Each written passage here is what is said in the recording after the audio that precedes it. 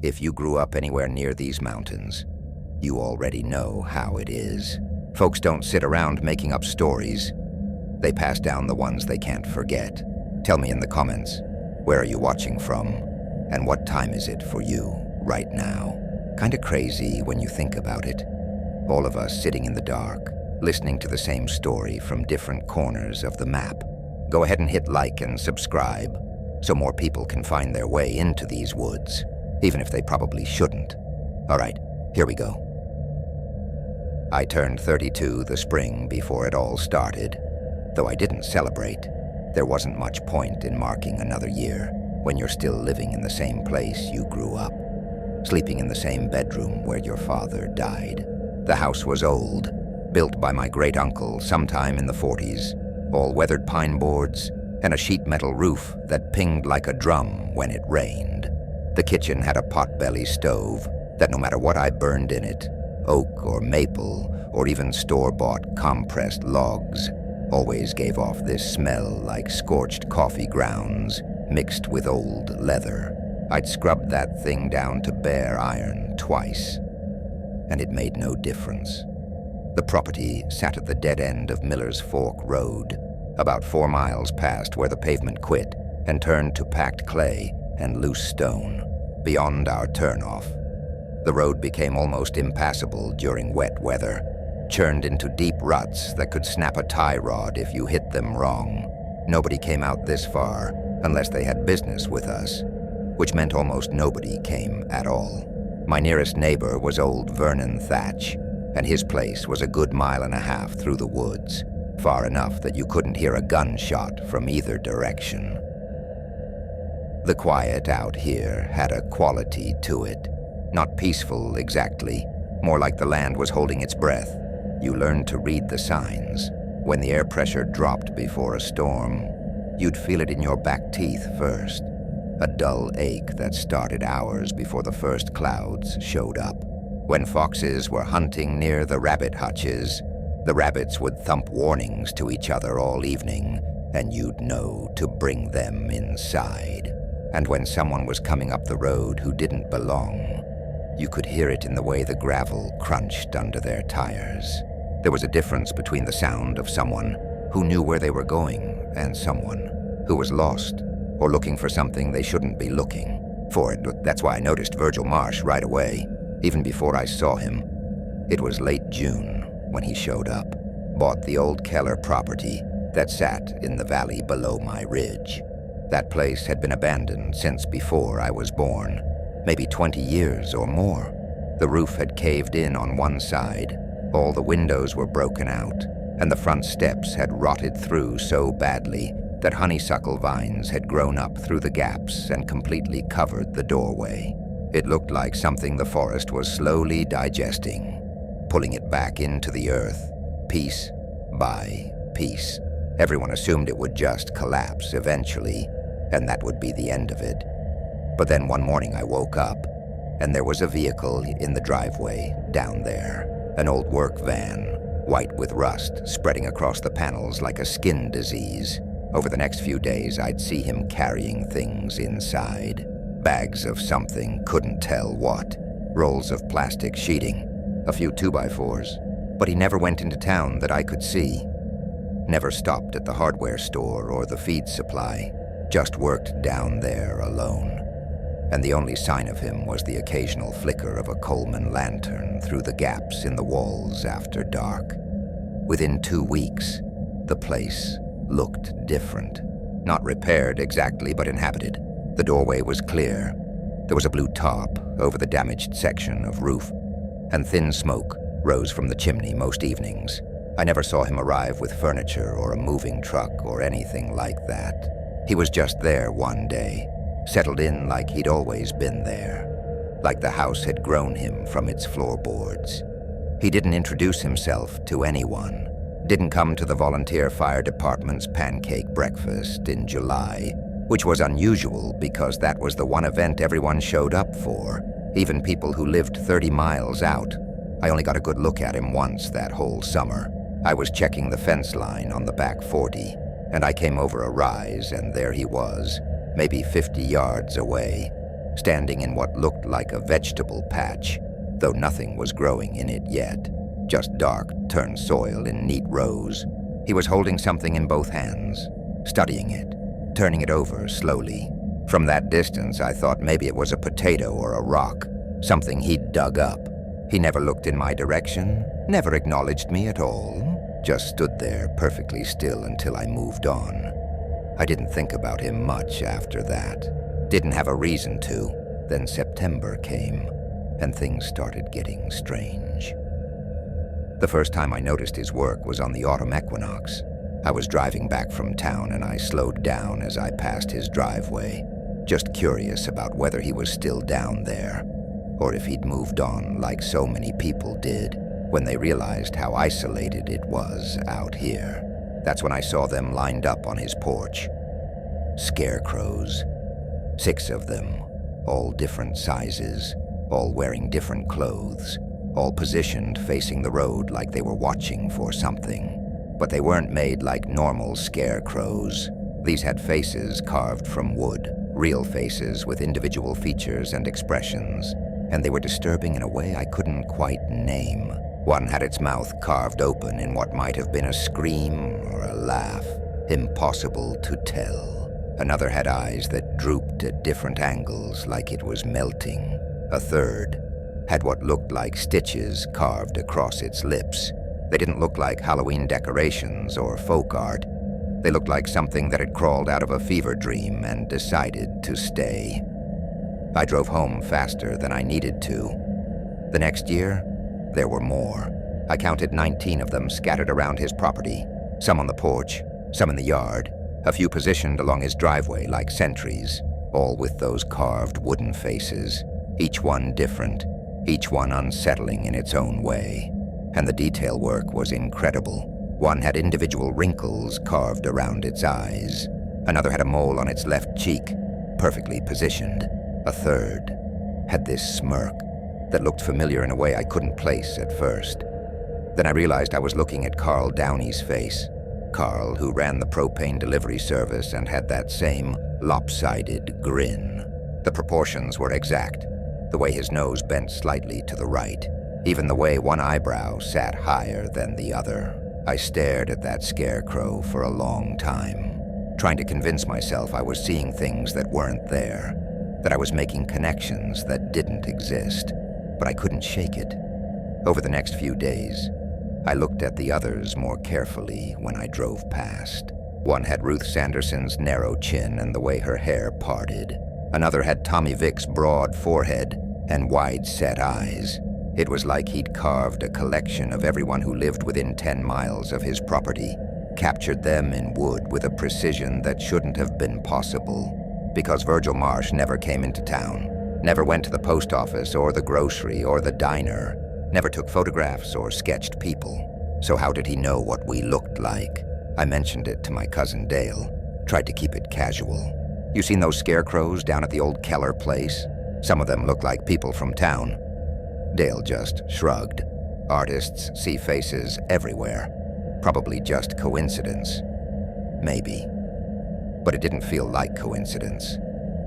The 3rd September, I started paying closer attention. I kept a spotting scope in my bedroom, and from my window, I had a decent view down into the valley where his property sat. For the last 2 weeks of the month, I checked every evening. Nothing changed. His yard stayed empty, except for a few old scarecrows from previous years that were weathering badly, their clothes torn, and faces starting to split. Then on the equinox morning, I woke up just after dawn, made coffee, looked out the window, and there they were. 27 new ones. I counted twice to be sure. They'd appeared overnight, positioned in a rough circle around his property, all facing outward like they were guarding something or watching for something. And unlike the others, these had candles inside them, real candles burning behind the eye holes, making them glow in the dim morning light, even though the sun was already coming up. I was scanning across them with the scope when I stopped on one near the edge of his property, closest to the road. It was smaller than the others, dressed in a flannel shirt that looked like one I used to wear, and the face carved into it made my hands start shaking. It had the scar on the left side of the jaw that I got when I came off a four-wheeler when I was 13.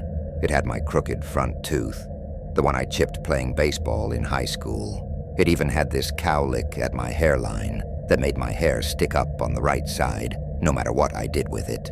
The resemblance wasn't approximate or suggestive. It was exact. It was me, captured in wood, staring back at me from half a mile away.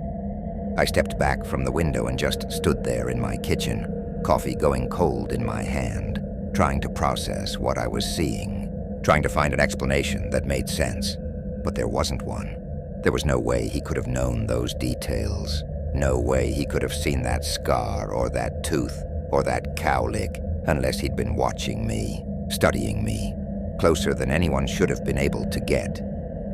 That evening, as the sun went down, I sat in my living room with the lights off, watching his property through the scope.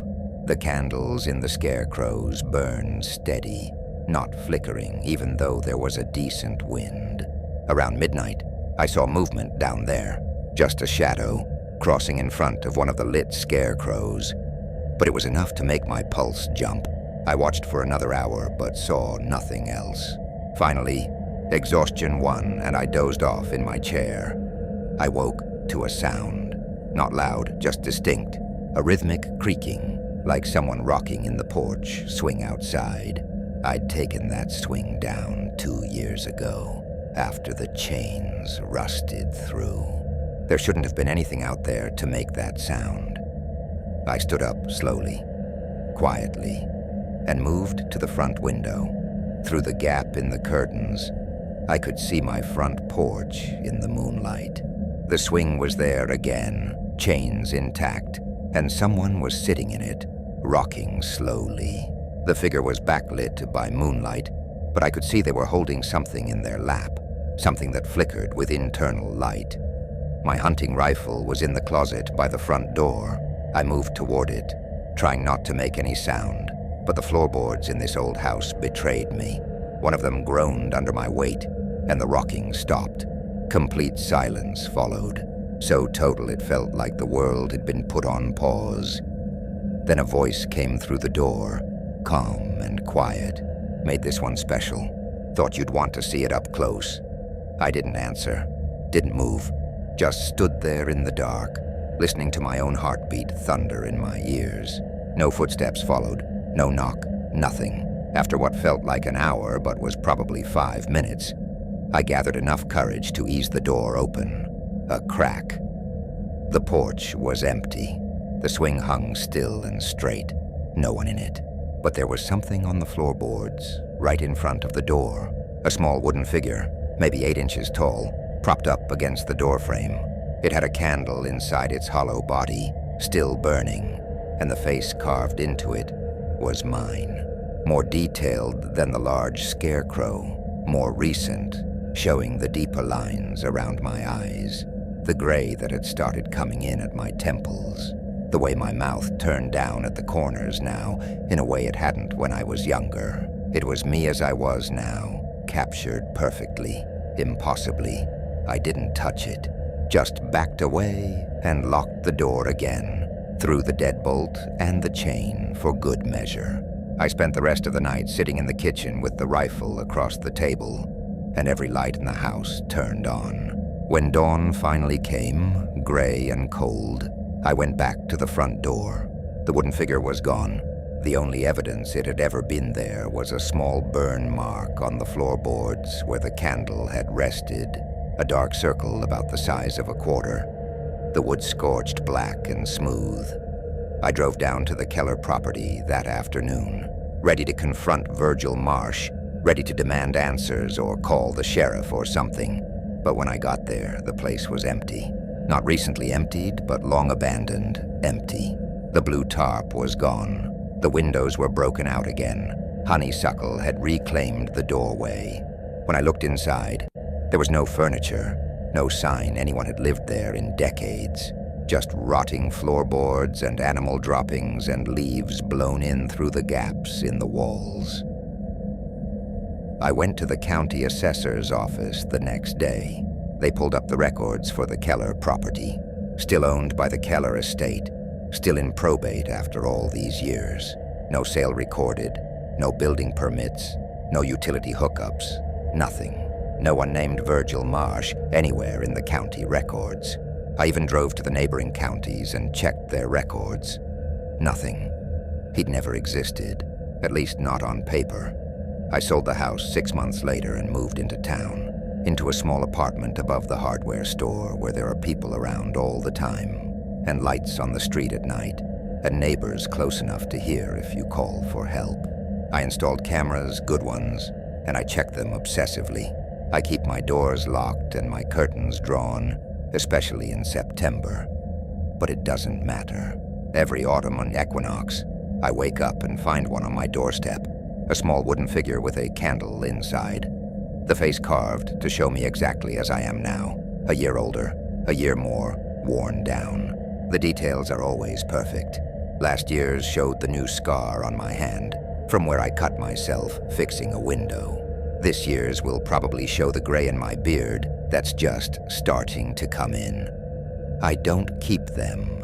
I throw them away immediately, drive them to the dump myself, and watch them get buried under tons of garbage.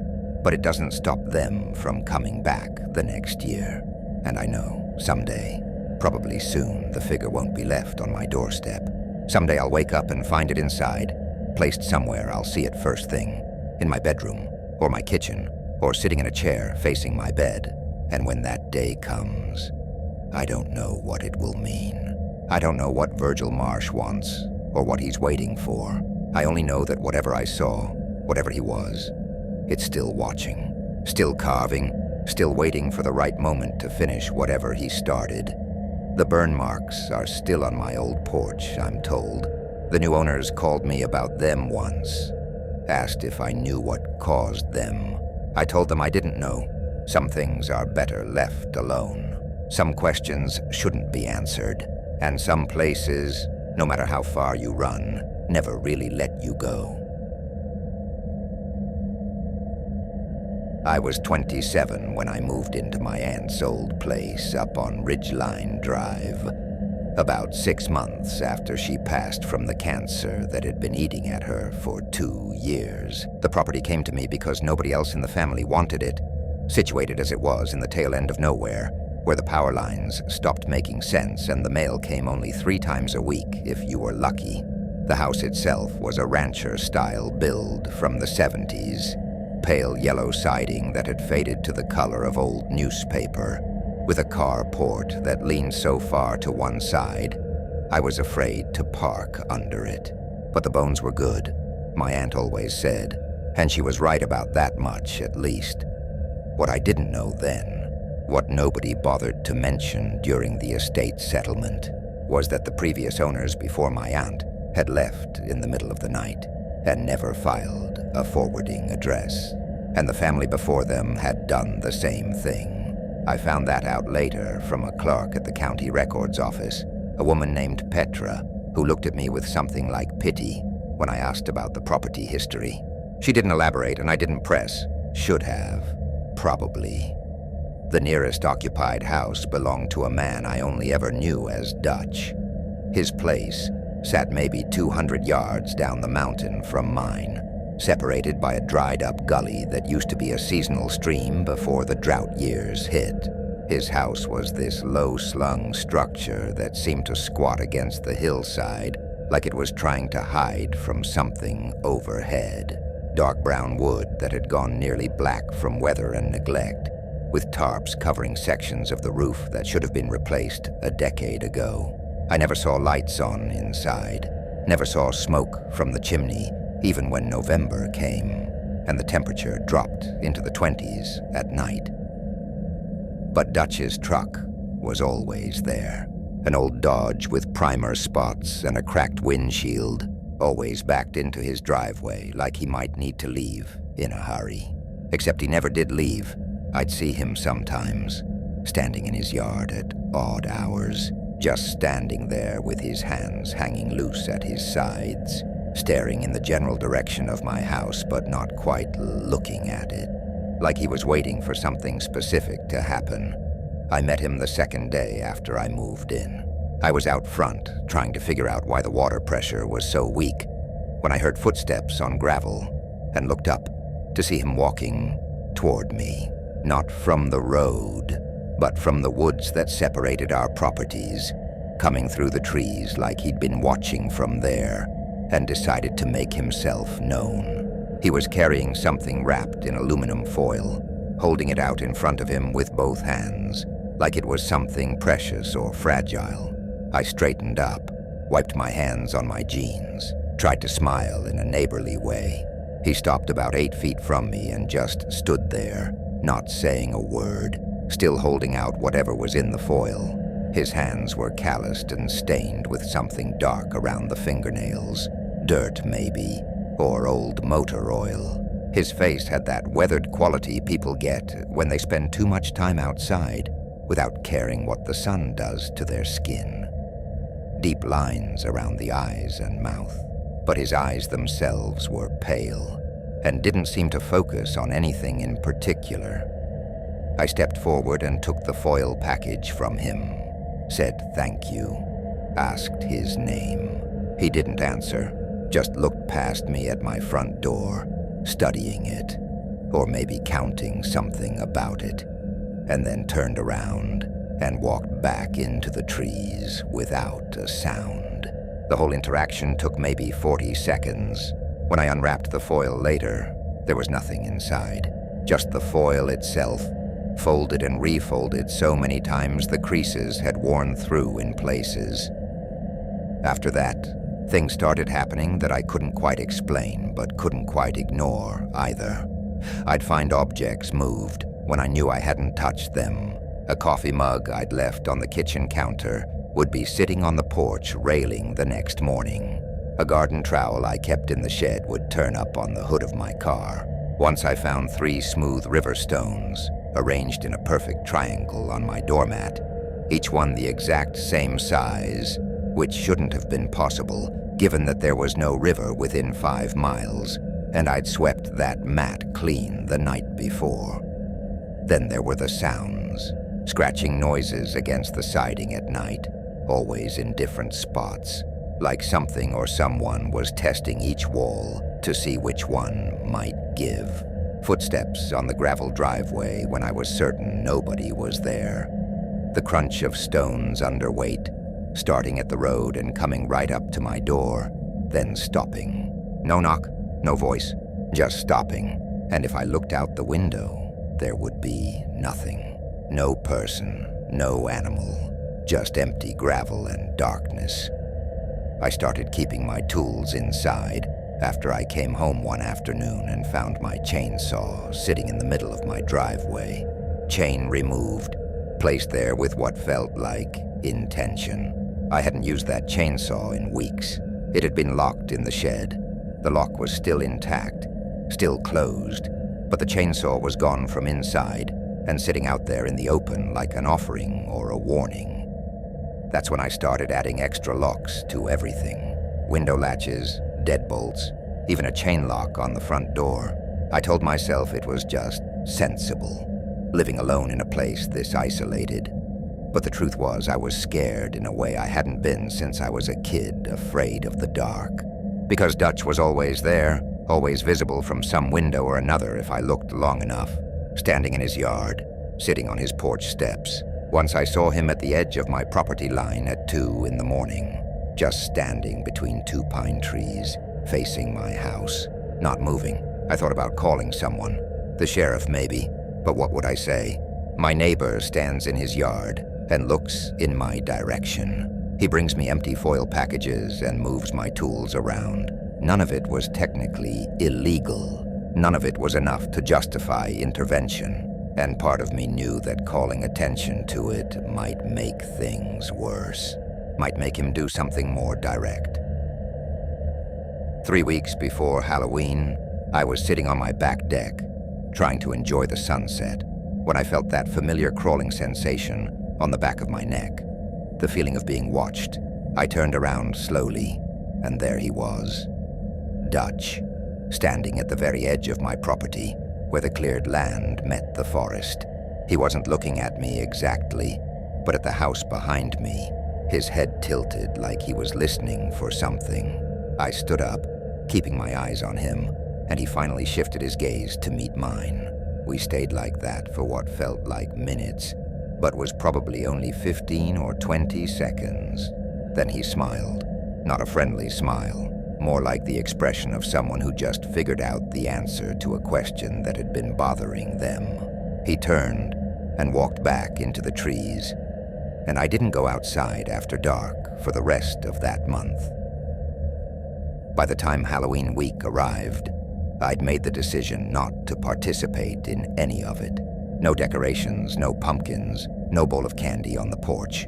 I kept my porch light off, kept the curtains drawn, moved through my house like I was trying not to be noticed by something I couldn't see.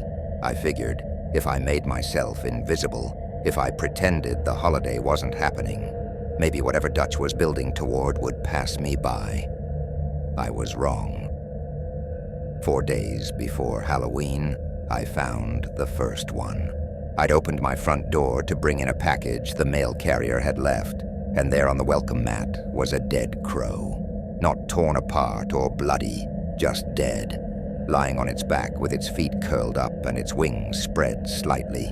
Its beak was open, and wedged inside its beak was a dime.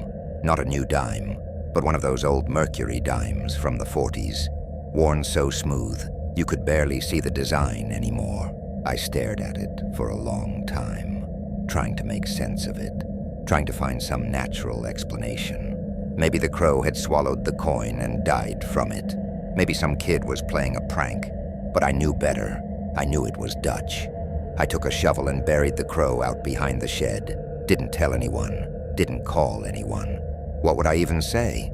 2 days before Halloween, I found another one, a dead rabbit this time, placed on my back porch, positioned so carefully it looked like it was sleeping. In its mouth was a nickel, another old one, the buffalo nickel with the Native American head on one side. I buried that one too, and after I did, I went inside and checked every lock, every window latch, made sure everything was secure. Then I sat in my living room with a baseball bat across my lap and waited for something to happen. Nothing did, not that night.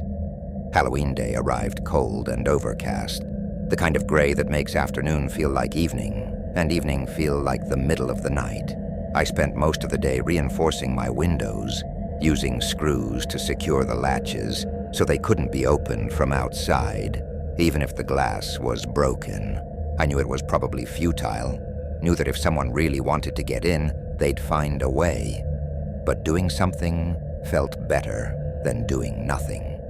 As the sun went down, or what passed for sunset under those thick clouds, I turned off all my lights and sat in the kitchen with the baseball bat and my phone fully charged. I thought about calling the sheriff anyway, thought about trying to explain what had been happening, but I knew how it would sound. Paranoid, delusional, the rantings of someone who couldn't handle isolation. The first sound came around 8 o'clock, a soft thump against the side of the house like someone had thrown a ball against the siding. Then another thump on a different wall, then another, not hard enough to break anything, just hard enough to let me know something was out there, circling. I stayed where I was, stayed quiet, tried to slow my breathing down so I could hear better. The thumping stopped. Silence followed, the kind of silence that feels heavier than sound. Then I heard my back gate creak open. That gate was latched. I knew it was latched because I'd checked it twice that evening. But I heard it open, heard the distinctive squeal of those rusty hinges, heard footsteps on the flagstone path that led from the gate to my back door. Slow footsteps, deliberate. Someone who wasn't trying to be quiet, but wasn't in a hurry either. I moved to the back window, staying low, and peered out through a gap in the curtain. I could see the gate, standing wide open, and I could see footprints in the thin layer of frost that had formed on the flagstones, footprints leading from the gate right up to my back door. But I couldn't see anyone. The footprints just stopped at the door, like whoever made them had evaporated into the air. That's when the knocking started, not on the back door where the footprints led, but on the front door. 3 knocks, evenly spaced, patient. I didn't move, didn't answer, just waited. The knocking came again, same rhythm, same volume. Then it stopped, and I heard something else, something that made my blood go cold. I heard the sound of my spare key being inserted into the front door lock. I kept that key hidden under a fake rock near the porch steps. Nobody knew it was there. Nobody should have known. The deadbolt clicked open. The door handle turned. I heard the front door swing inward, and then I heard footsteps in my living room, heavy boots on my hardwood floor, moving slowly from room to room, like someone was looking for something specific. I grabbed the baseball bat and moved as quietly as I could toward the bedroom, the only room in the house with a door that locked from the inside. I made it there, got inside, turned the lock, and immediately went to the bedroom window. I pulled back the curtain to check if the window was a viable escape route, and that's when I saw him. Dutch was standing in my front yard, directly below my bedroom window, looking up at me with that same blank expression he always had. His hands were in his jacket pockets, and he wasn't moving, just standing there watching. Which meant whoever was inside my house wasn't him, which meant there were 2 of them. I didn't think. I just acted. I unlocked the window, shoved it open, kicked out the screen, and climbed through. Dropping about 8 feet to the ground, I landed hard, felt something give in my left ankle, pain shooting up my leg, but I didn't stop.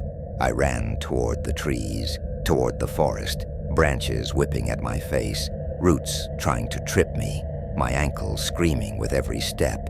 I didn't look back, didn't slow down, just ran until I saw lights through the trees and realized I'd made it to the Fenwick property, the cattle farm that sat about a mile east of my place. I pounded on their door until someone answered, an older man named Earl who I'd met once at the hardware store. I must have looked insane, covered in scratches, bleeding from somewhere on my forehead, barely able to stand on my left leg.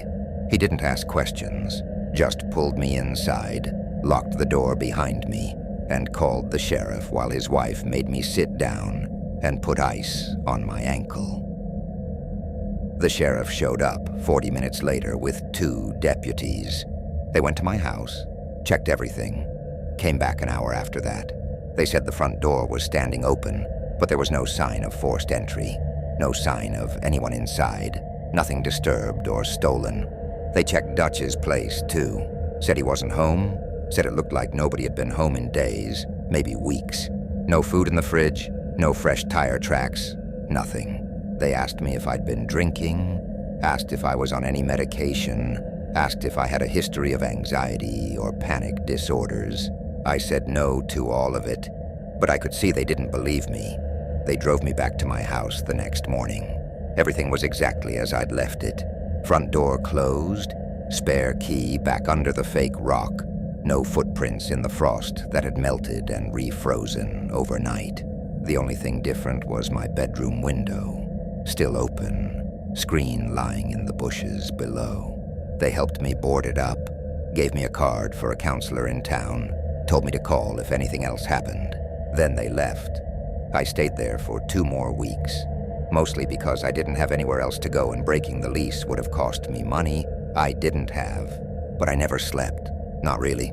Just dozed in chairs during the day with all the lights on and my phone in my hand. Dutch's truck stayed in his driveway the whole time, never moved, and I never saw him again. Not in his yard, not in the trees, not anywhere. But every morning I'd find something small on my porch. A penny, a button, a small bone, bird maybe. Always just one thing, always placed in the exact center of the welcome mat. I moved out on November 15th. Didn't take much with me, just clothes and a few personal items. Left most of the furniture, left the tools, Left everything that reminded me of that place. I live in town now, in an apartment above a laundromat, where there are always people around, and always noise, and always light. I haven't been back to the house, put it up for sale, but there haven't been any offers. Petra from the county records office called me last month, asked if I'd considered lowering the price. She said people were interested, but then they'd change their minds after they drove out to see it. Said something about the property just feeling wrong, like it was waiting for something. I told her to take it off the market. Some places aren't meant to be lived in. Some places choose their occupants, and once they've chosen, they don't let go easily. I still find things sometimes, small things, coins mostly, in my jacket pockets or my car, or sitting on my bathroom counter. I don't know how they get there. I don't ask anymore.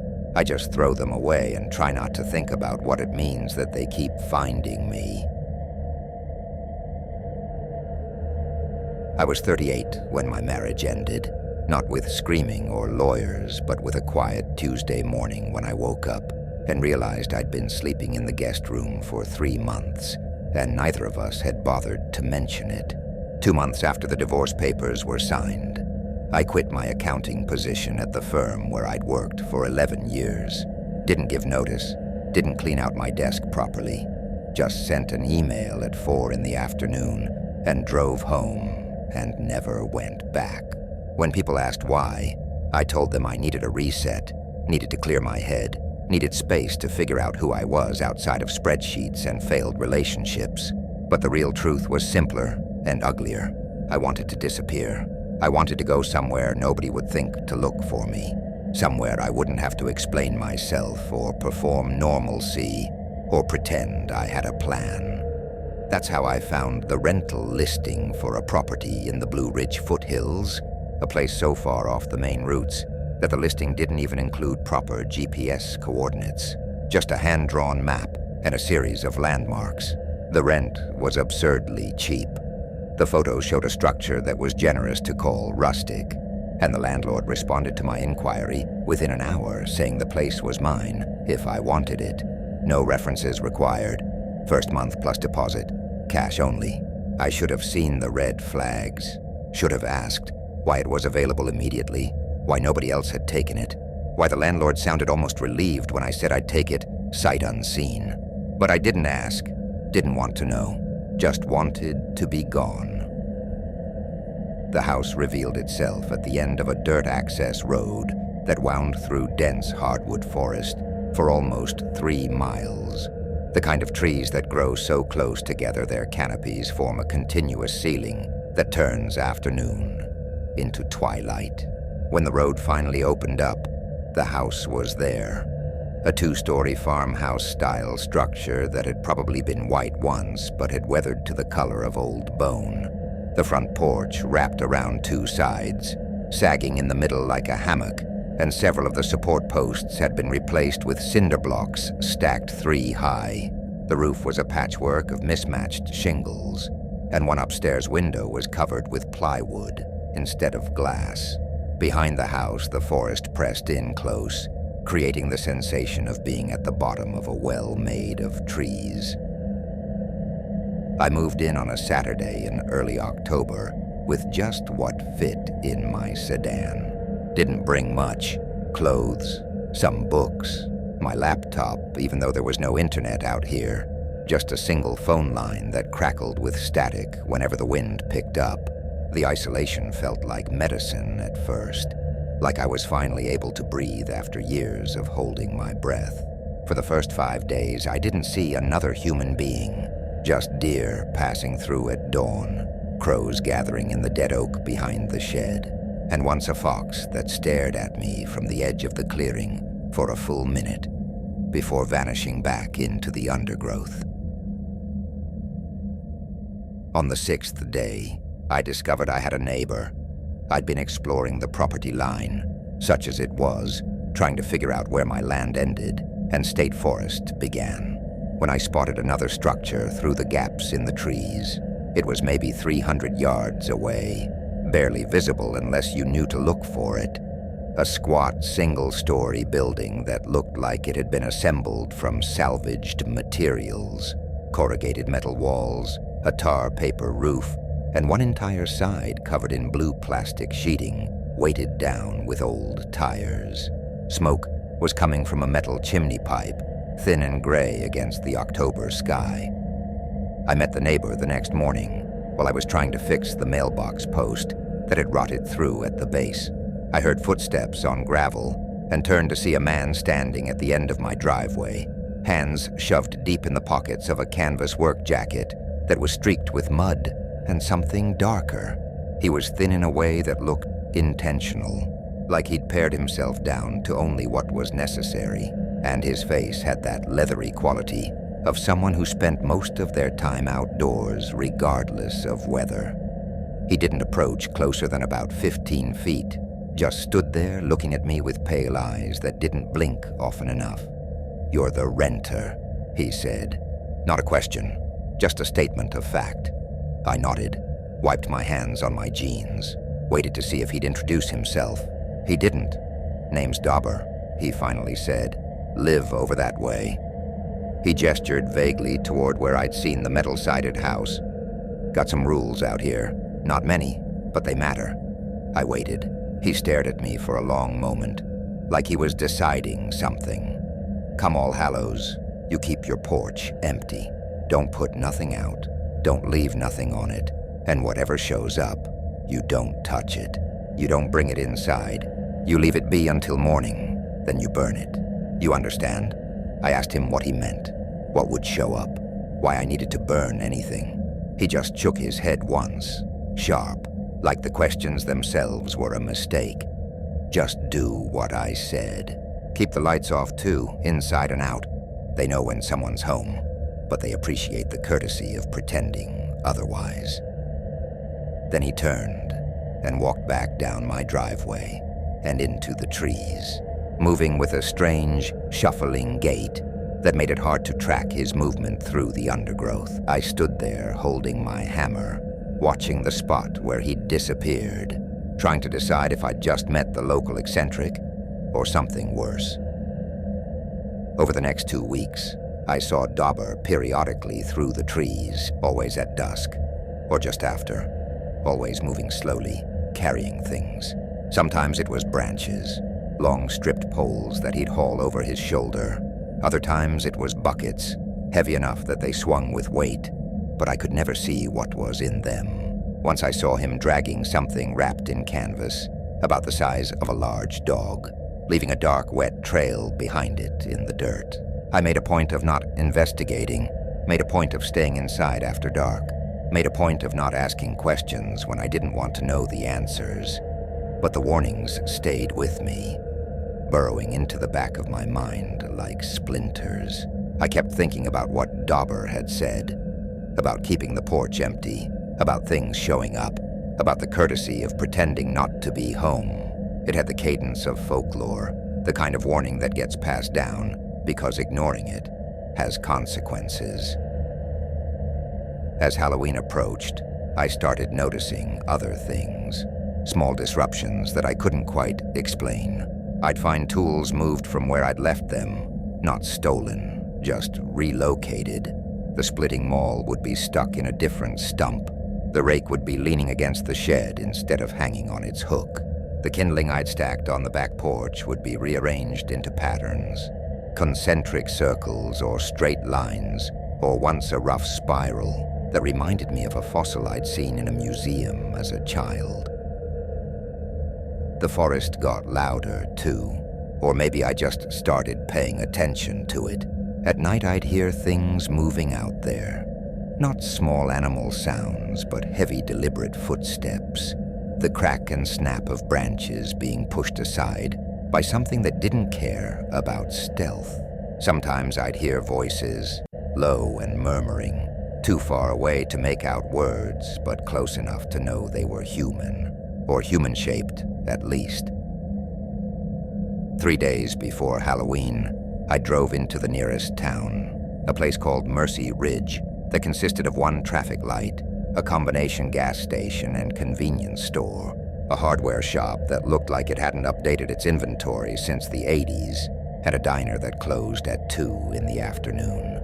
I stocked up on canned goods and batteries and firewood, things that seemed practical for someone living off-grid. And when I checked out at the convenience store, the clerk, a woman in her 60s with silver hair pulled back in a tight bun, glanced at my address on the check I wrote. "You're at the Mackey property," she said, and it wasn't a question. I nodded. She looked at me for a long moment, her expression somewhere between pity and concern. "You been told about Halloween? Someone mentioned keeping the porch clear." She nodded slowly. "That's good. That's important. But there's more to it. Whatever gets left, and something will get left. You don't look at it too long. You don't try to figure out what it is or where it came from. You just leave it alone until morning light. Then you burn it completely. Don't bury it. Don't throw it in the trash. Burn it until there's nothing but ash. You understand?" I asked her why. What would happen if I didn't? What exactly was going to show up on my porch? She just shook her head and handed me my change. "Some things out here are older than the county, older than any deed or title. They were here before us and they'll be here after. We got an understanding with them, long as we follow the rules. You break the rules, the understanding breaks too, and then nobody can help you." I drove back to the property with those words circling in my head, and I spent that evening making sure every window was locked, every door secured, every curtain drawn tight. I didn't sleep well that night, kept waking up to sounds that might have been wind or might have been footsteps, kept seeing shadows move past the windows that might have been branches or might have been something else. Halloween arrived cold and overcast, the sky that flat gray color that makes you lose track of time. I spent the day inside, feeding the wood stove, reading the same page of a book over and over without retaining any of it, watching the clock creep toward evening. When the sun finally set, or when the gray just deepened into darkness, I turned off every light in the house, sat in the dark living room with just the glow from the wood stove, listening. The first sound came at 9:40. Footsteps on gravel, slow and measured, coming up my driveway. Then the creak of the porch steps. 1, 2, 3, the boards groaning under weight. Then silence. I waited, counting my heartbeats, trying to breathe quietly. After maybe 5 minutes, I heard the footsteps again, retreating back down the driveway, fading into the distance. I waited 15 minutes before I crept to the front door and opened it just enough to look out. There was something on the top step, small and dark. I couldn't see details in the moonlight, but I could see it was there, placed deliberately in the center of the step. I closed the door again, locked it, backed away. At 10:30, more footsteps. This time they circled the house, slow and deliberate, pausing at each window as if checking whether I was watching. They stopped at the back door, and I heard something being set down, a soft thump against the boards. Then silence again. Then the footsteps resumed, completing their circle of the house before fading back into the forest. At 11:55, something knocked on the side of the house. Not the door, just the wall itself. 3 solid thumps that rattled the window frames. I pressed myself against the interior wall, every muscle locked, barely breathing. The knocking came again, 3 more thumps, and then I heard a voice, low and rough, speaking words I couldn't quite make out, syllables that didn't sound like any language I recognized, but felt ancient and deliberate. The voice faded, and I heard something else being placed on the front porch, heavier this time, something that landed with weight and finality. I didn't move until I saw the first gray light of dawn starting to seep through the curtains. Then I waited another hour just to be sure, before I finally unlocked the front door and stepped outside. There were 3 objects on my porch. The first, the one from early evening, was a bundle of white feathers tied together with what looked like human hair.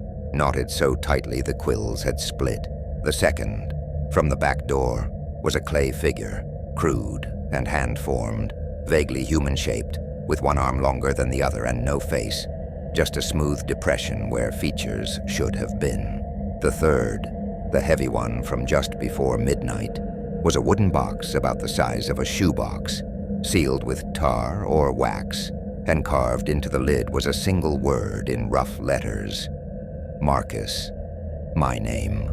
My actual name. Not the name I'd given the landlord, not the name on the mailbox or any paperwork. The name only my family used, the name I hadn't told anyone out here. I backed away from the objects, went inside, grabbed my truck keys, and drove straight into Mercy Ridge. The convenience store wasn't open yet, but I sat in the parking lot until the clerk arrived, then followed her inside before she'd even turned on all the lights. I told her what I'd found. She listened without interrupting, her face carefully neutral, and when I finished, she disappeared into the back room and returned with a glass mason jar filled with something that looked like ash, mixed with dried herbs. Set this on your porch tomorrow at sunset, she said. Leave it there all night.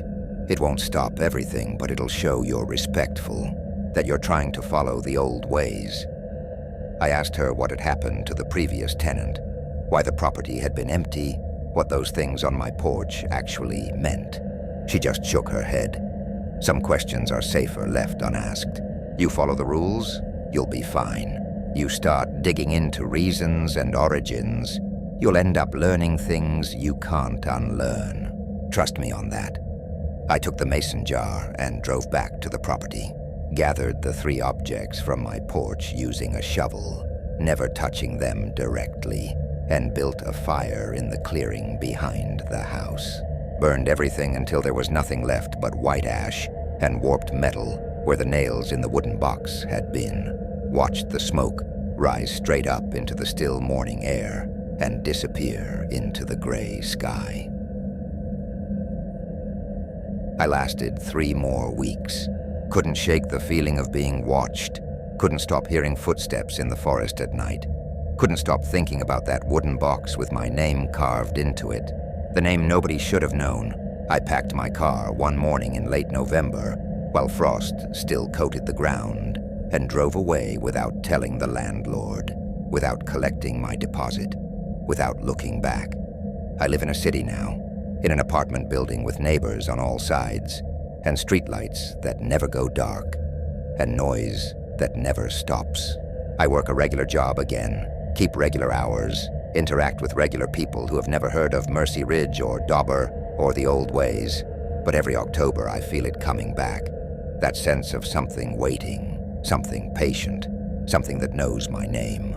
Last Halloween, I found something on my apartment doormat, a small bundle of feathers tied with dark thread. I burned it in my kitchen sink and told myself it was coincidence, just debris from the building's courtyard. But I kept the mason jar the clerk gave me, kept it on my windowsill facing outward, and as long as I live, I'll never spend another Halloween anywhere that has a porch. Some traditions run deeper than property lines, deeper than distance, deeper than the stories we tell ourselves about why we run. And some things, once they know your name, never really let you go. I was 32 when I left the city behind. A short-term contracting job had chewed me up. The kind that strings you along with flexibility and ends with a burnout so quiet you don't even notice it happening. I remember sitting in my car, watching the lights of Charlottesville blur in the rearview mirror, thinking I needed somewhere quieter, somewhere the noise couldn't follow me. I didn't plan on finding Ember Hollow. The cabin listing came from a site that looked half dead itself. One photograph, blurry, showing a wooden porch sunk under vines. The caption read, "One-bedroom cabin, Blue Ridge foothills. No neighbors within a mile." That was enough for me. The owner said her name was Mrs. Kellen, a local widow renting out the property her brother used to keep. She didn't text or email, only called. Her voice was rough, wind-chapped somehow, like she'd lived too long in high air. We met in person at a gas station that doubled as a grocery stop for half the county. She was short, gray hair tucked beneath a knitted cap, and when I tried to make small talk, she just studied me like she was deciding something. Finally, she said, "You'll hear them some nights. Don't open your door when you do." I laughed a little, because what else can you do when someone drops a line like that? She didn't laugh back, just handed me an iron key on a frayed green cord and told me to drive up the ridge road until the pavement ran out, then keep going. The cabin sat in a small clearing, surrounded by oak and spruce, far enough from town that the stars looked impossibly close. It smelled like damp wood and dust when I first walked in. The walls leaned slightly, the way old houses do when they've been breathing for too many winters. I unpacked my things, 2 suitcases, a laptop, and a box of canned food, and tried to convince myself this isolation was healing, not punishment. The first few days were almost peaceful. I learned the slow rhythm of the stove, how the wind threaded through cracks in the siding, and how the night insects built their own sort of orchestra after sunset. I told myself I was finally resting. Then I noticed the house down the slope. It stood maybe 300 yards away, where the trees thinned and the hollow opened toward a creek. I hadn't seen it on the map. The place looked swallowed by the woods, roof caved at one end, porch sagging. The first morning I spotted it, there was smoke drifting faintly from its chimney. I figured someone must live there after all, though I couldn't imagine who'd choose that ruin. On the second day, I was hauling groceries from the car when I realized someone was standing in the doorway of that old house. Too far to make out details, but tall, unmoving, watching. I froze mid-step. After a few seconds, I pretended I hadn't seen him and went inside. When I looked again a minute later, the doorway was empty. By the third morning, he was there again. Same silhouette, same stillness. When I went into town to pick up firewood, I mentioned it offhand to Mrs. Kellen. Her reaction was instant and quiet, the kind of silence that folds in on itself. Then she said, "You mean the man down in Ember Hollow?" I didn't know what that meant, so I said maybe. She shook her head once, almost pitying. "Don't bother him, and if he ever leaves something for you, don't take it." That was all. The nights grew colder after that. Mist rolled through the trees, so thick it muffled sound. I started hearing things outside, soft knocks, like a hand brushing the wood siding. Sometimes I'd wake to the porch boards creaking, and I'd tell myself it was the wind or a raccoon. Then, one morning, there was a brown paper sack hanging from my doorknob, tied shut with twine. I stood there a long time before untying it. Inside was a single red apple, flawless, shining like it had been polished. Beneath it lay a folded scrap of paper with 3 words written in cramped, uneven handwriting. "You should come." I told myself it was some prank from town. Maybe a kid. Maybe the property owner testing the city man. I threw the apple in the trash and burned the note in the stove. That night, I saw light through the trees. At first I thought it was firelight. Then I realized it wasn't moving. It was steady, flickering in place like candles.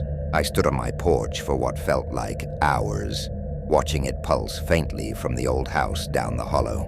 I tried to ignore it, but the next night, the glow came again, stronger. I grabbed my flashlight and jacket and told myself I'd just take a look, just to put my mind at ease. The air smelled of wet leaves and cold iron as I walked down the gravel path. The trees leaned in close on either side, their branches whispering together like they were warning me. The closer I got, the more I realized the lights weren't candles inside the house. They were outside, lined along the ground. They were pumpkins, dozens of them, carved and lit, stretching from the porch steps all the way into the trees. The faces were wrong, not playful or spooky, each one carved with unsettling detail, mouths stretched in screams, eyes wide and sunken, some with thin incisions like they'd been stitched. The candlelight made the cuts seem to breathe. One near the center made me stop breathing altogether. It looked exactly like my mother. The same lines around the mouth, the same soft crease at the corner of one eye. She'd died 2 years ago. I stepped closer, shaking, but the features didn't fade with distance. They sharpened. I don't know why I kept walking. Curiosity, maybe, or something colder. The front door of the house was open a crack. From inside, I saw the faint shimmer of more candlelight. I knocked, barely a tap. Nothing. Then I heard footsteps above me, slow, deliberate. When I looked up, a figure was standing at the top of the stairs. He was tall and gaunt, wearing a dirt-stained shirt buttoned to the collar. His skin looked dry, almost gray, and he held something round in his hands. When he stepped into the light, I saw what it was. A carved face. My face, not just similar. Every detail was perfect. The small mole beneath my jaw, the uneven curve of my left eyebrow, even the faint scar above my lip from when I'd fallen off a bike as a kid. He set it gently on the floorboards, like it was a gift. I remember backing away, shaking my head.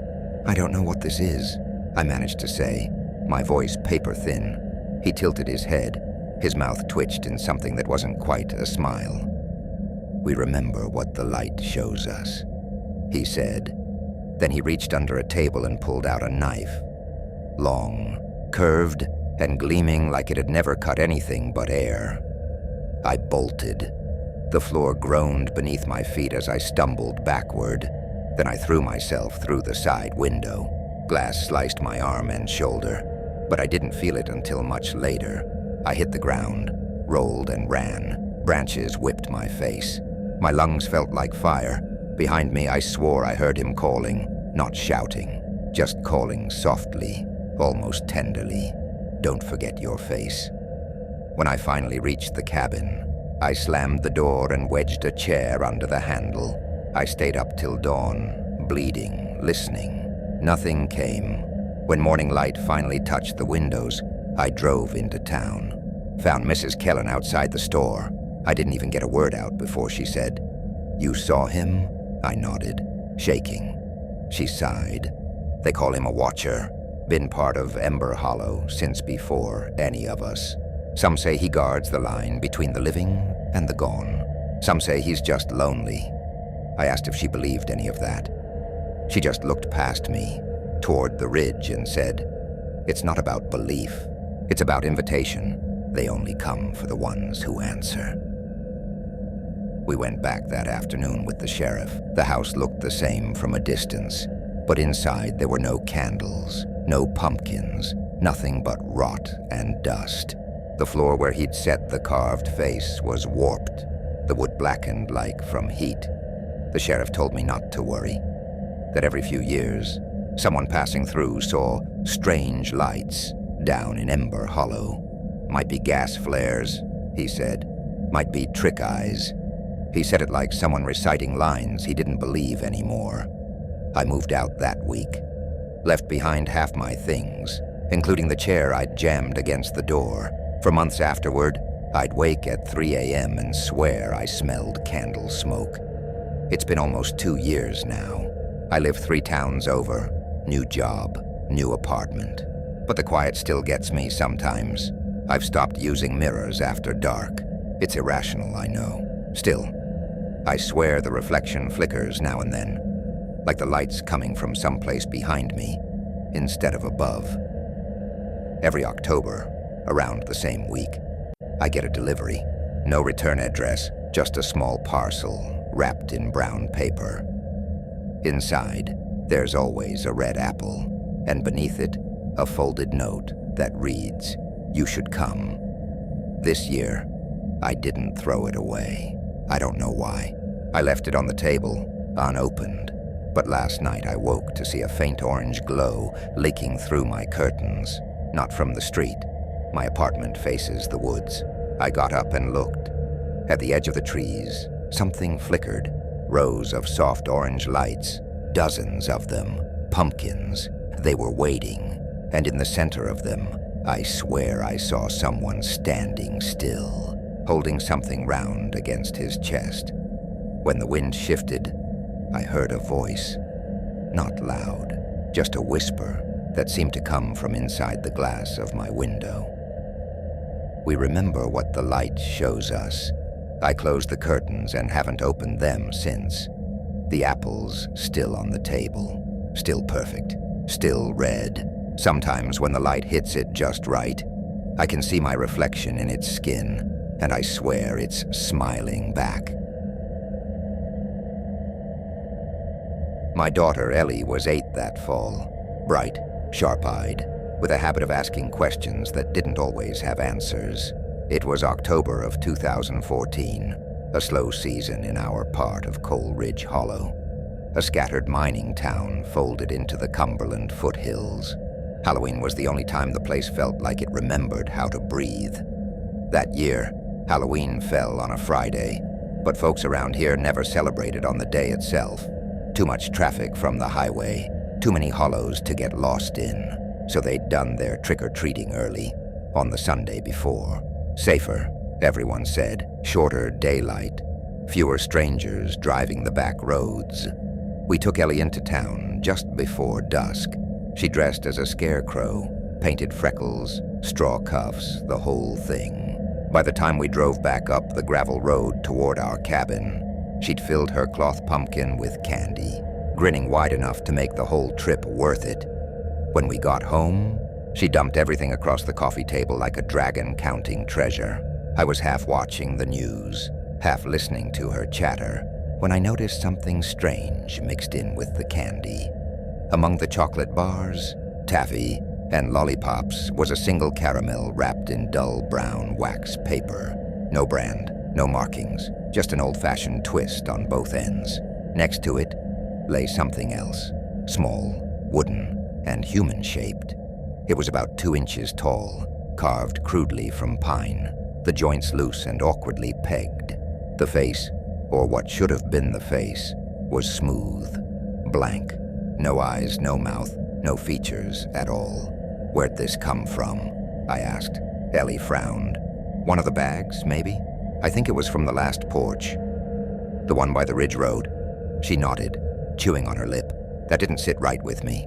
Nobody lived out there anymore, not since the McCreary family moved away last winter. The last few houses were boarded up, paint peeled, mailboxes leaning like old gravestones. I told her not to eat the caramel. I wasn't sure why, but it looked wrong. Too greasy, too fresh. She shrugged and went back to counting candy.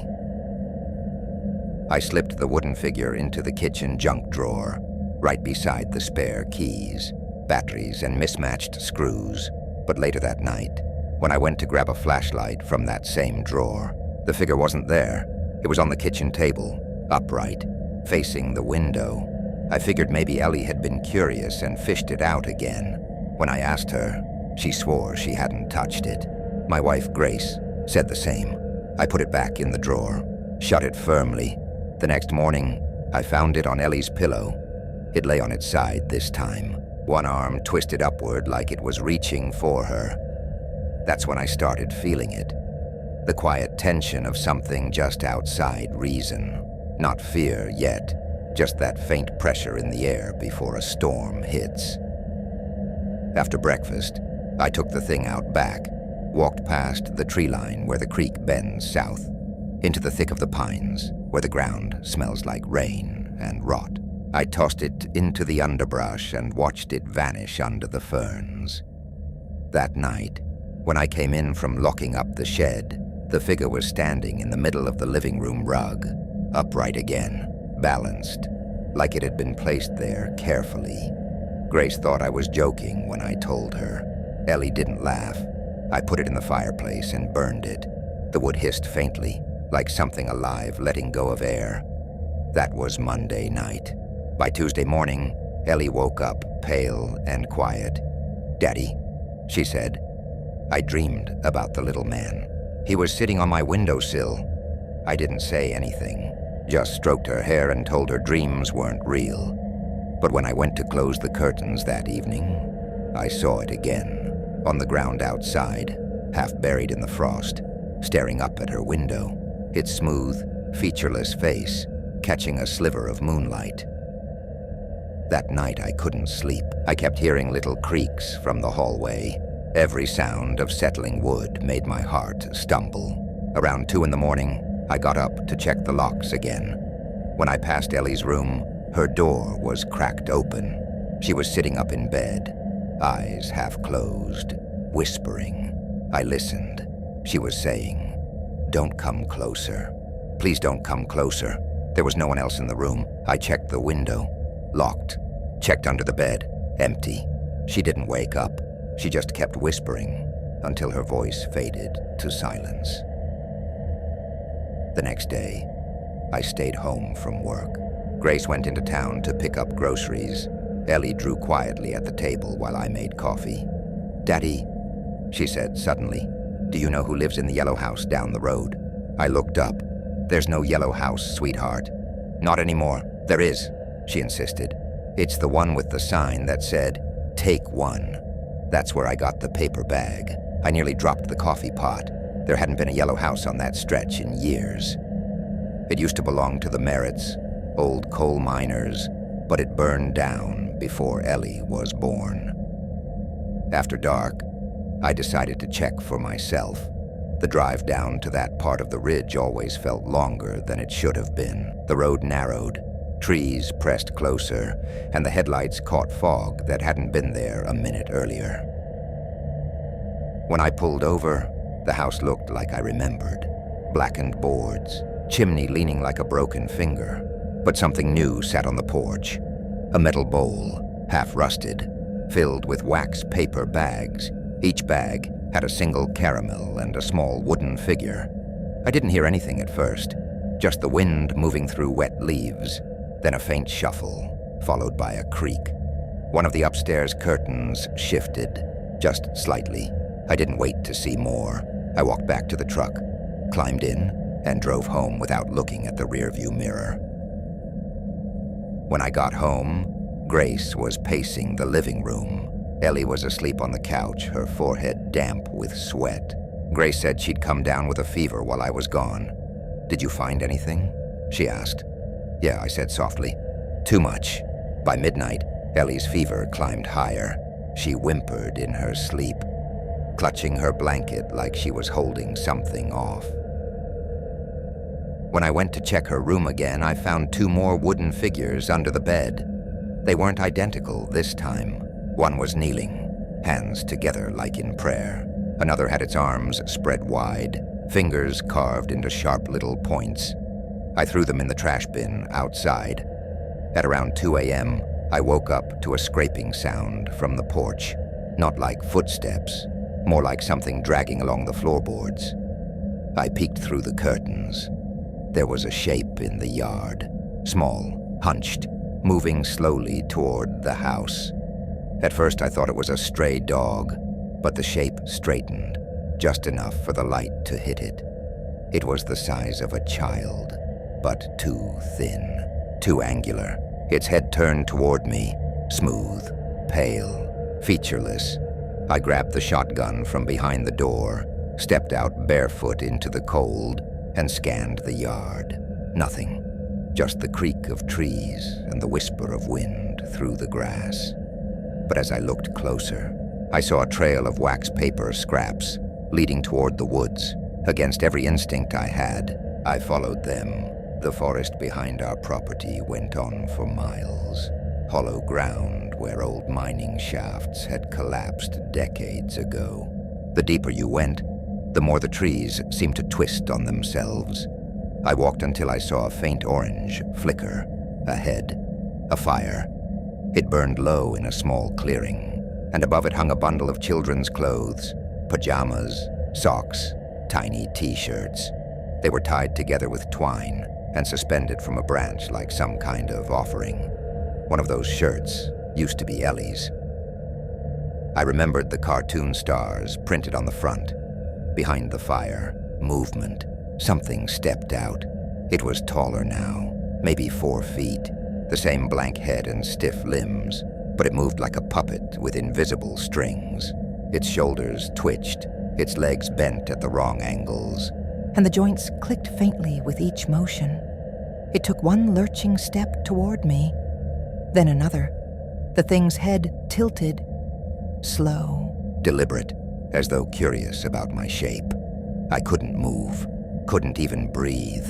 When the fire sputtered, its shadow stretched long across the ground, and I swear, it looked like more than one figure moving in that light. I ran. Branches tore at my arms. The trail back felt twice as long. When I burst through the back door, Grace was waiting, clutching Ellie in her arms.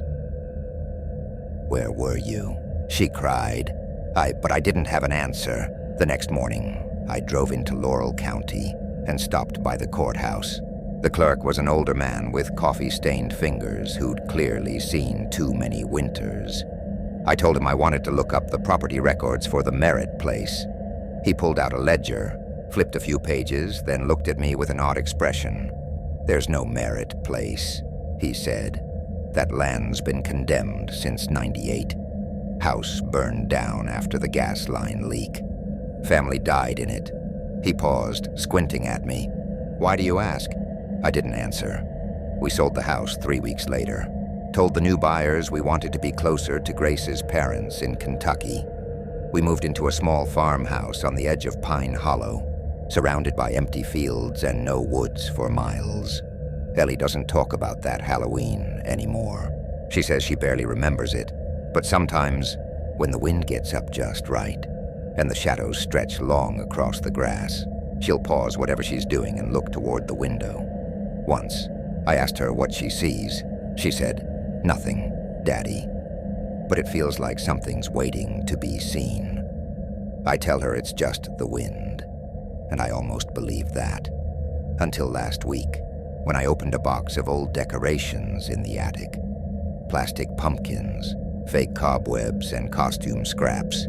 At the bottom of the box, wrapped in crumpled wax paper, was a tiny wooden figure. This one wasn't blank. Someone had carved a faint line where its mouth should be, and it was smiling. I'd been renting a small house on a dirt road that wound past the edge of Pine Holler, Kentucky, the kind of place where your radio fades to static halfway down the valley, and the only streetlight flickers like it's afraid of the dark. It was deep in the Appalachian foothills, hemmed in by trees so tall they blocked the moonlight, the kind of quiet that isn't peaceful, just hollow. What sold me on the place was the rent, dirt cheap, suspiciously cheap. The realtor had a grin that never reached her eyes when I signed the lease. She said it was seasonal, which I later learned was just polite small-town code, for nobody lasts out there through winter. The house sat at the base of a ridge, thick with black oak and poplar. The driveway cracked and crumbling, gravel scattered like old bones. Behind the house was a dense wall of forest, no trails, no fences, just endless trees rising into fog. The day I moved in, there was already something waiting for me. A lantern, rusted but perfectly clean glass, sat on the front step. The wick inside was trimmed, and the metal handle was wrapped with twine. It wasn't lit, but the smell of burnt oil still lingered faintly. At first, I thought maybe the landlord left it there as a quaint welcome, a touch of rustic charm. Then I figured maybe one of the neighbors dropped it off, a country courtesy kind of thing. But the house didn't have neighbors, not for half a mile in any direction. I picked it up, set it beside the porch, and went back to unpacking. A few days later, I drove the long way into town, looping down a road that curved around the ridge behind my house. That's when I noticed another house tucked in the trees across the hollow. I must have missed it before. It sat low in the slope, nearly swallowed by the forest. It wasn't abandoned. I could tell that right away. There were lanterns hanging from every post and branch, dozens of them, some glowing faintly, some dark. Tin ones, glass ones, mason jars with candles inside, all of them swaying a little in the breeze, whispering metal against metal. But that wasn't the strange part. The strange part was what stood on the porch railing, a line of carved wooden faces, each one nailed upright, their features exaggerated and wrong. One grinned too wide, one had hollow eyes, another had no mouth at all, just a smooth blank oval like someone forgot to finish carving. And then I saw him, a tall man standing still by the door, wearing a long coat the color of dried mud. No hat, no gloves, just pale skin, white as chalk, and eyes that didn't seem to blink. He didn't wave, didn't move, just watched me drive past. Later that week, I stopped by the Blue Fox Market in town for coffee and a few groceries. When I mentioned the house on the other side of the hollow, the cashier, a woman with tired eyes and a voice like gravel, stopped bagging and said, "Oh, that'd be Luther." "Luther who?" I asked. She didn't look up. "Folks call him the Lantern Man." She said it like it should have meant something to me. I asked why, and she shrugged. "He's been out there since before I was born. Used to come into town every fall, buy kerosene by the gallon. Then one year he just stopped, but the lights still burn out there. Someone's keeping them going." I tried to laugh. "You mean he died, right?" She gave me a flat look. "That's what they say, but somebody's still lighting those lanterns." When I got home that night, another lantern was sitting on my porch. Not the same one from before. This one was lit. The flame inside was small, but steady, burning with an orange-gold glow that shimmered like breath on glass. There was no note, no footprints, nothing. I didn't touch it. Instead, I grabbed a towel, covered the thing, and set it out by the fence near the gravel drive. The next morning, it was back on the porch. Same lantern, same faint burn mark on the glass. Still lit. That's when unease turned to something colder. I blew the flame out, carried it behind the house, and left it in the woods about 50 feet past the tree line. That night, just as I was brushing my teeth, I heard 3 slow knocks on the front door. Not loud, just deliberate. I froze, toothbrush in hand. When I opened the door, nothing. No person. No wind, just still air. Except now, the lantern was sitting on the top step, wick freshly burning again. The smell of kerosene hit me like a punch.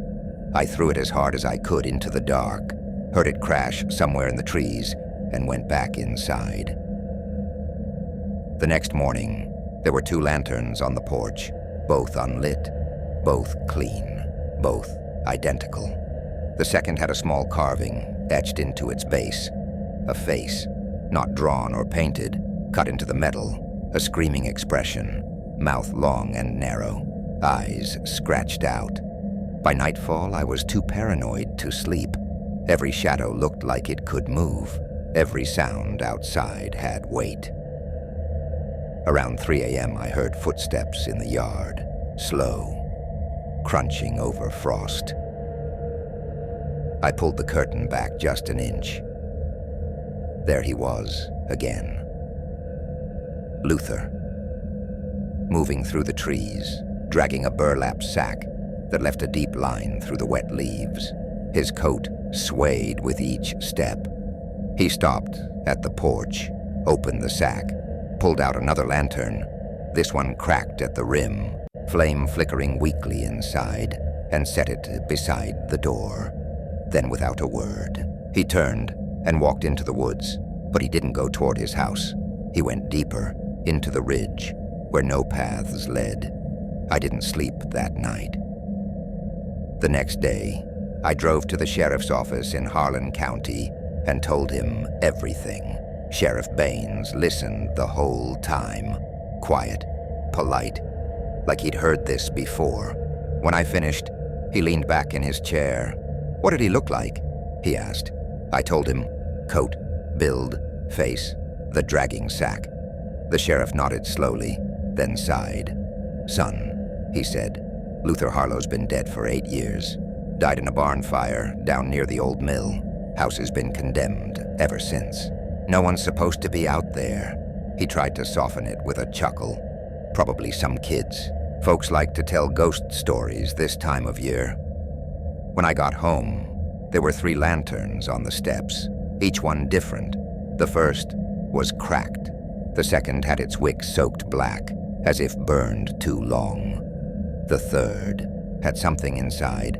When I leaned close, I realized it was a shard of mirror, angled upward. When I looked into it, I saw my face reflected back, stretched, warped, smiling. I hadn't smiled in days. That night, I heard it again, not knocking this time, scratching, long, deliberate drags along the side of the house. 3 strokes, pause, 3 more, not an animal, too slow, too careful. I turned off every light and sat in the back room, clutching a wrench I'd found in the shed. The scratching went on for nearly an hour. When it stopped, I waited another before moving. When I finally worked up the nerve to look outside, I found handprints smeared across the siding, 6 fingers each, painted in something dark. Oil, maybe, or tar, or blood. The following evening, I packed a bag. I didn't even tell the landlord, just grabbed what I could and planned to drive through the night. But as I opened the door, something made me stop. The porch was glowing. Every lantern I'd seen before, 10, maybe 12 of them, lined the steps, burning in unison. They flickered like they were breathing, synchronized, alive. And standing at the bottom of the stairs, between the rows of flame, was Luther, closer than ever. His face looked almost human now, but not right, stretched tight, skin gray in the lantern light. His eyes reflected the fire, not with color but with depth, like the flame was inside him. He raised his hand, not to reach or wave, just to point, toward the woods. Behind him, through the fog, I could see other shapes, dozens, maybe more, each carrying a faint glow in their hands. Lanterns, some swinging, some steady, some barely lit. I slammed the door and locked it, heart hammering so loud it drowned everything else out. From outside came a sound, low, almost like humming, a song without words. It went on until dawn. When the first light hit the window, I opened the door. The lanterns were gone. The porch was empty, but the yard was covered in footprints, hundreds of them, all leading toward the woods. I drove straight to my brother's place in Tennessee, told him nothing beyond something's wrong out there. For a while, I convinced myself it was over, that whatever had happened in Pine Holler was buried in those woods. Until last week, when a small package showed up at my brother's doorstep. No return address, just my name scrawled in faint pencil.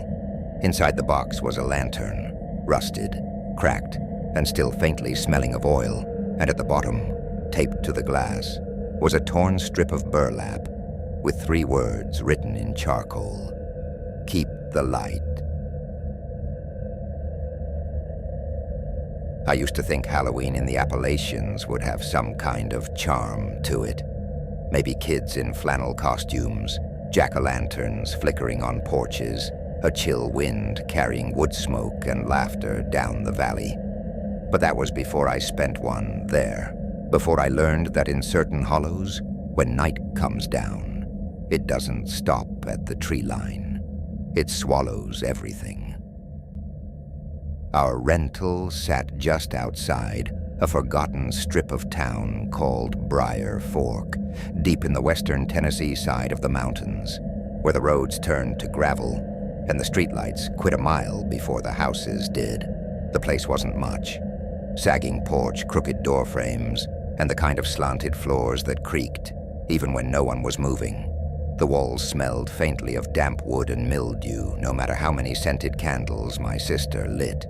My sister's name was Lena. She'd moved in with me after leaving her boyfriend, one of those loud, charming types who always turned mean after a few beers. She needed quiet. I guess I thought this place would give it to her.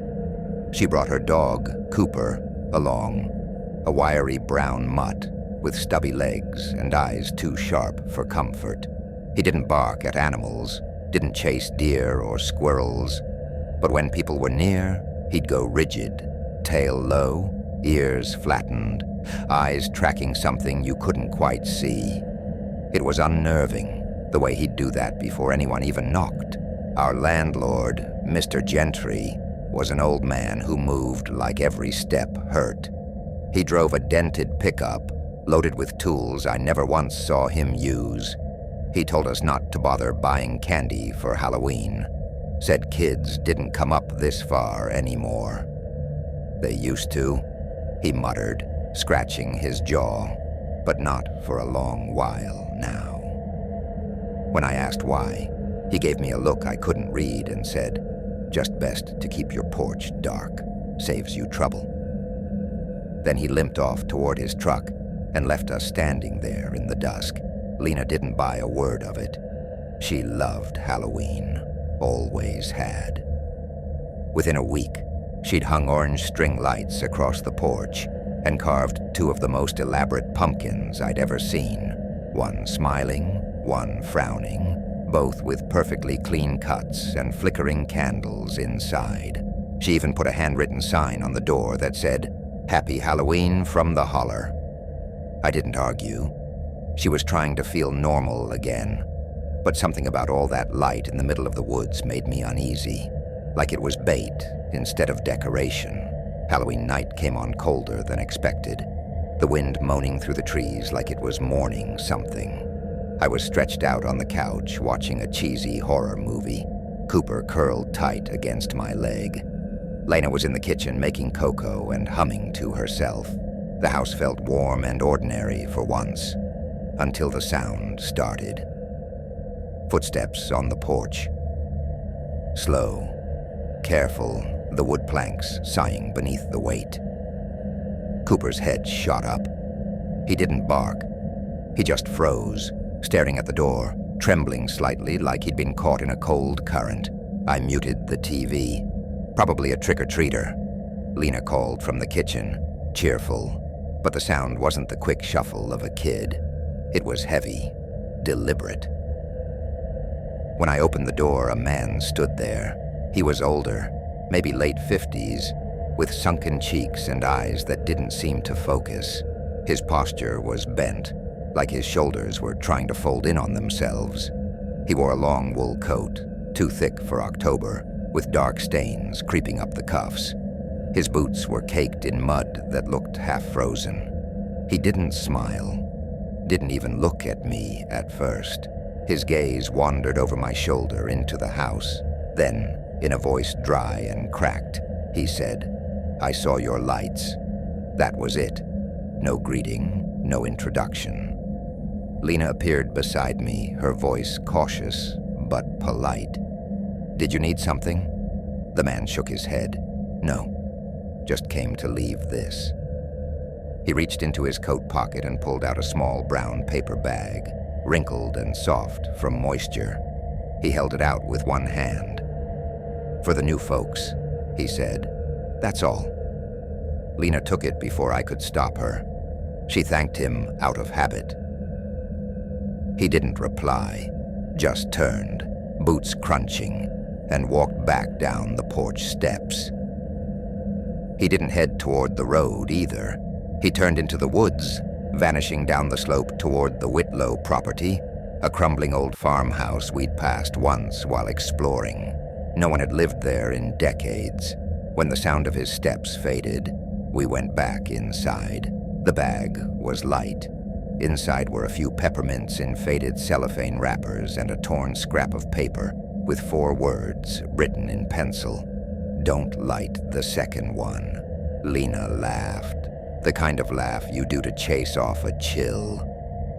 Creepy old mountain humor, right? I didn't answer. Before I could say anything, she grabbed her lighter and went out to the porch. "If it's supposed to be scary, we might as well make it look good," she said, and then she lit both pumpkins. The candles burned with a faint orange glow that reflected in the window. For a while, It almost felt cozy again. By 9 o'clock, no one had come. The candy bowl sat untouched. The porch light swayed in the wind, throwing broken shadows across the siding. Lena went to bed early, leaving the lights on outside, just in case. I stayed up with Cooper, flipping through channels. The dog didn't relax. His head stayed up the whole time, ears twitching toward the front of the house. Around 2:30, I heard something, a soft scraping, not the kind a tree branch makes. Something heavier, something dragging across wood. Cooper stood up, hackles raised. I turned off the TV, listened.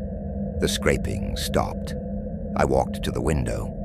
One of the pumpkins was gone. Not smashed, not knocked over, just gone. The other still burned weakly, flame stuttering like it was out of breath. When I moved to the side window, I saw him, standing at the edge of the trees, half shadowed by moonlight, wearing the same coat. His back was to the house, his head slightly tilted toward the ground. I froze. Then, as if sensing me watching, he turned his head just enough that I could see the pale curve of his cheek. I dropped the curtain and didn't look again. I didn't wake Lena, didn't go outside, just sat there until dawn with Cooper trembling beside me. The next morning, I went out to check. The missing pumpkin wasn't far. It was inside the shed at the back of the property, sitting dead center on the dirt floor. The candle inside had burned down to a stub. Wax melted into a neat ring beneath it.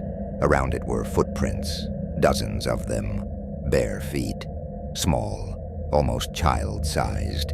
Each print circled the pumpkin again and again, overlapping like someone had paced there for hours. Lena came out behind me but stopped at the door. She stared for a long moment before whispering, "We should leave it." Her voice didn't sound like her own. The rest of that day felt muffled, like we were underwater. Neither of us said much. Even Cooper wouldn't go near the back window. He just lay under the table, head down, occasionally lifting his nose toward the air like he smelled something we couldn't. That night we didn't light anything. No candles, no porch light.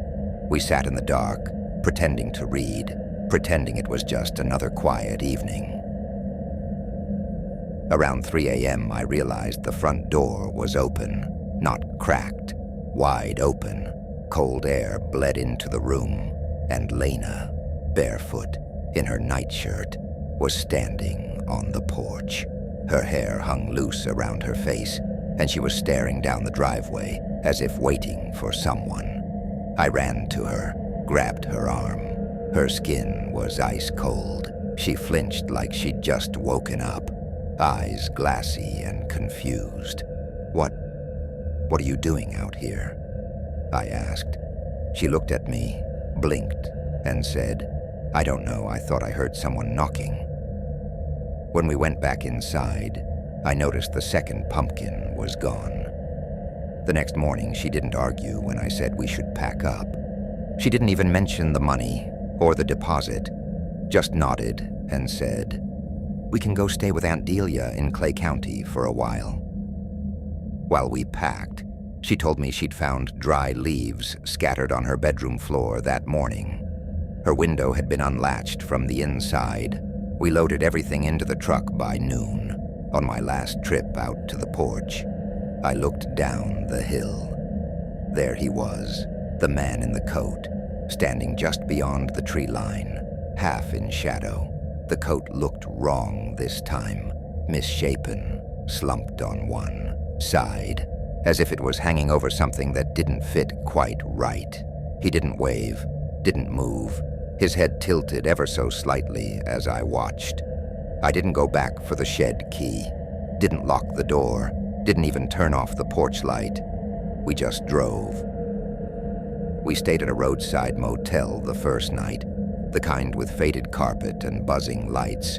Neither of us slept much. The next morning, Lena woke me up with a small sound I'll never forget. A kind of choked gasp. She was staring at the motel door. Someone had slid something under it while we slept. A brown paper bag. Inside were 2 pieces of old peppermint candy, and a torn scrap of paper that said, in the same faint pencil scrawl, "Don't light the 3rd one." We left the motel an hour later. Didn't even check out. Lena doesn't celebrate Halloween anymore. She won't talk about it. Sometimes, though. Especially in October, she'll stop what she's doing and glance toward the window, the way Cooper used to. And once, just once, I could have sworn I saw a small orange flicker in the woods outside her new place. A light the size of a candle. Flickering. Waiting. I was 34 when I finally quit my job. I'd been a counselor at a public high school outside Raleigh for nearly a decade, and the burnout crept up like mildew. Slow, invisible, until everything smelled wrong. I didn't even hate the kids. I hated the noise. The constant small lies about self-care days that no one could actually take. The district had gutted our department. I was covering 3 caseloads alone. One morning I stared at a spreadsheet of student schedules, blinked once and just closed my laptop. I never opened it again. I told myself I'd take a few months off, maybe a year, find some quiet. I didn't have a plan, just this deep, aching need to be away from people. I spent a week scrolling through rental listings that looked like scams, until I found one that wasn't even trying to look professional. A single photo of a cabin somewhere in the western Blue Ridge, outside a little town called Bryson Hollow. The caption said, "Secluded property, 1 bedroom, utilities included. Long-term stay possible." That was all. The owner, a man named Frank Dillard, called me after I emailed. Said the place belonged to his late uncle and hadn't been used much. He lived down near Asheville and didn't get up there often. Offered to rent it cheap. I asked if it had heat and running water. He said yes, mostly. I drove up 2 weeks later, the last weekend of October. The air was sharp and smelled like rain and bark. The trees had already shed half their leaves, so the ground looked rusted, slick, and endless. The cabin sat off a narrow gravel road that wound around the slope, like a coiled rope.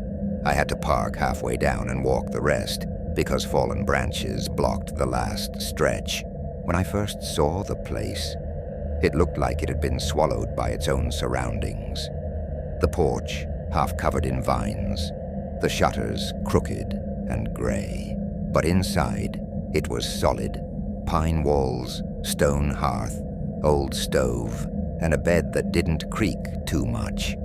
Frank wasn't lying. It was quiet. The kind of quiet that doesn't feel like peace, but like something waiting. I didn't see another house on the drive up, but from the front porch across a small clearing tangled in brush, I noticed a dark outline of another cabin, smaller, hunched, and mostly hidden behind a collapsed line of oaks. I figured it was abandoned too, one of those mountain places left to rot after an old family line fizzled out. The first night, I slept fine. The second night I noticed movement. It was just before dusk. The sky bruised purple when I stepped out to split kindling. Across the clearing, someone was already doing the same thing. A man, tall, narrow-shouldered, wearing a coat that looked like it had been made from 2 different ones stitched together. His hair and beard blended into each other, gray streaked with brown, long enough to sway when he bent down. He swung the axe slow, steady. When I waved, a polite neighborly gesture.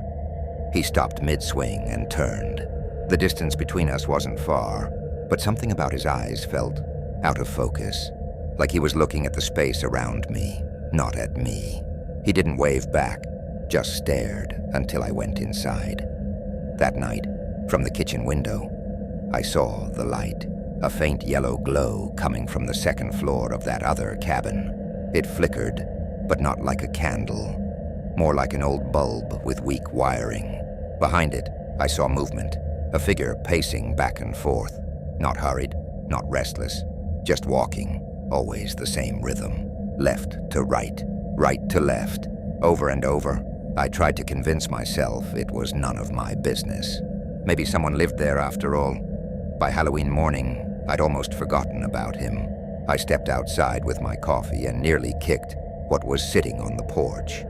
A turnip, hollowed out, its inside blackened, with jagged holes for eyes and a slit for a mouth that curved slightly upward, like it was trying to smirk.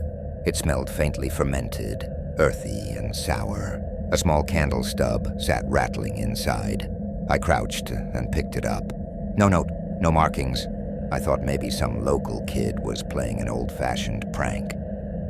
Bryson Hollow had a population of 200, and this looked like the kind of folklore thing you'd find in a mountain town.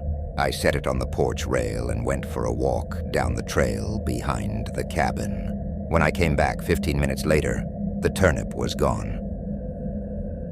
That night, around 8, I heard footsteps behind the cabin. At first I thought it was an animal, deer maybe, but the rhythm was wrong. Heavy, deliberate, crunch, pause, crunch. I turned off every light and sat still by the window. The footsteps stopped right below the kitchen window. Then came a knock, just one. It wasn't loud, but it was sharp, like someone rapped their knuckles once and then changed their mind about knocking again. I waited, nothing else, just the silence pressing back. When I finally peeked out, there was no one. But the next morning, I saw the prints. Long, narrow boot marks pressed into the mud under the sill. They came from the woods but didn't go back. I followed them that afternoon. The prints led through the trees and down a shallow path that wound toward the dried creek bed. Halfway down, they just vanished. The leaves were undisturbed beyond that point. It didn't even look like anyone had stepped there at all. Later that day, I drove into town for groceries. The only store was a gas station with one clerk and 3 aisles of canned goods. While checking out, I asked the woman at the register if anyone lived up near the old Ridge Road past mile marker 12. Mentioned a small cabin across from mine. Her expression froze mid-scan. "Ain't nobody living up there," she said flatly. "You mean the Dillard property?" I nodded. She hesitated, then leaned in a little. "That second cabin across the clearing. That place burned down back in '89. Fellow named Walter something. Walter Dillard, I think. Frank's uncle died right inside it. Folks said he was splitting wood when the fire started. Tried to drag something out. Nobody ever bought the land after." "You sure you saw someone there?" I told her I had. She stared a second too long, then said quietly, "Then you saw wrong." That drive back felt longer than it should have. The road wound tighter, the sky lower. When I pulled up to the cabin, it was already dark. I tried to shake it off, but the silence inside the house had changed. It wasn't calm anymore. It was listening. I nailed the kitchen window shut that night. Literally. Found an old box of nails in the drawer and hammered the frame closed. Moved the dresser against the door for good measure. I told myself I was being paranoid, that maybe some local kids had found the property and were screwing around. Then came the tapping. It started around midnight. One tap on the back wall, then another on the side, then near the window by my bed. Always 1 or 2 taps, soft, spaced out. Not urgent, not random. A rhythm. Tap, pause, pause, tap, like someone walking the perimeter, touching each wall as they went. It went on for nearly an hour. I didn't move. I didn't even breathe right. When it finally stopped, I stayed awake until the sky started turning gray.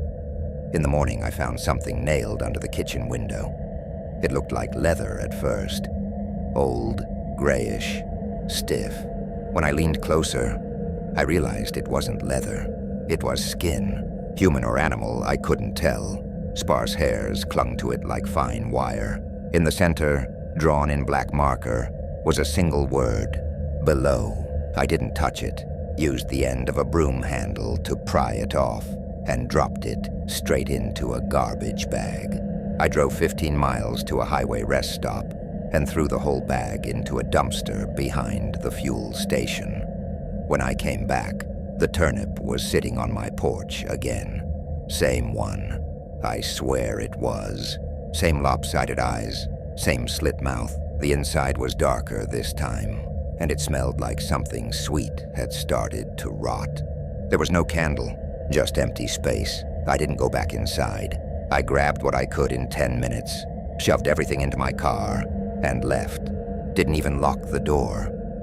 I texted Frank the next morning from a diner in Waynesville. Said there'd been a family emergency. He called twice. I didn't answer. 2 weeks later, a small box showed up at my sister's place in Durham, where I was staying. No return address, just brown paper and string. Inside was a turnip, not carved, soft, starting to decay. The smell hit first. Sharp, earthy, like vinegar gone bad. I threw it away, but that night I dreamed of the man again, the one from across the clearing. He was standing behind my car as I packed, his axe hanging loose at his side, his beard moving slightly as if in a breeze I couldn't feel.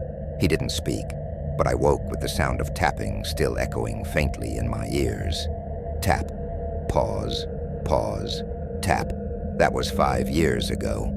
Now every October, I take time off work, close the blinds, and unplug every lamp. I don't hand out candy. I don't open the door. I don't even look outside. But some nights, especially when the air smells like wet leaves and wood smoke, I think I hear it again. That patient, deliberate rhythm, somewhere just beyond the wall. Tap, pause, pause, tap. And every year, without fail, a small brown package arrives in the mail around the last week of October. I don't open them anymore. I just carry them out behind the shed, dig a shallow hole, and bury them without looking inside. But sometimes, when I pass that spot at night, I swear I can smell turnips.